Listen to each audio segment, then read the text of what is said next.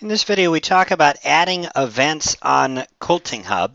Events are actually added by the organization for which they belong to by that organization itself. So if you happen to notice some events are missing, it's always a good idea to figure out, is this your event or somebody else's event? So we'll be talking about some of that.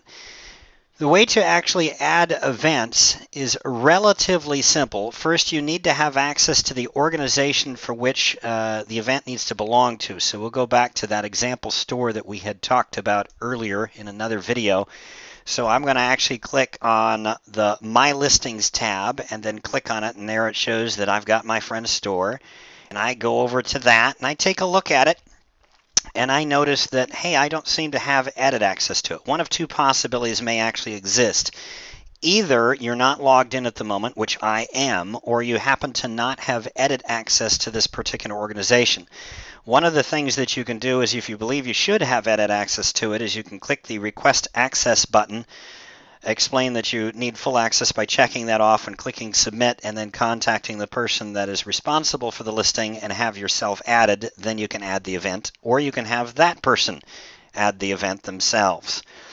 When they do have access, the listing looks somewhat like this, and then you'll notice that there is, next to the events calendar, a pencil. We click that pencil, and it shows us a list of all the events. In this particular example, there aren't any, so we click the Add an Event, and then we're presented with the add events. It's relatively simple. You put in a description, you put in what type it is, whether it's a class, a sale, multiple shops, or a special event. If it happens to be a multi-shop for shop, it actually happens to also show you the shops within the area that you can check off that are part of the shop hub. Simple clicks and you've got them all.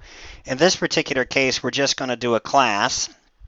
And we don't need to say the event place because it's already at the shop. We don't need to add the shop because it's already there. We would put in a description for it, perhaps put in a fee if there's a fee, and click Update. That's pretty much what is involved in adding an event. If, however, you happen to have a recurring event that occurs on a regular basis, you can click the recurring event, and then it'll occur every one, let's say, week or month or year.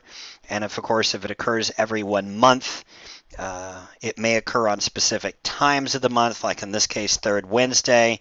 And then rarely we can use this, but you might put in begin repeating on or end repeating after. This is automatically going to repeat the items 13 months in advance, but it'll take 3 hours before the repeating starts to allow you to give you time to finish making the event the way you want it before it actually starts replicating them. The begin repeating on says don't start repeating until such and such a date, and then keep repeating on forward until infinitum. The end repeating after says keep repeating into the calendar until such and such a date, and then completely stop, which can be quite useful. That's essentially how you add an event.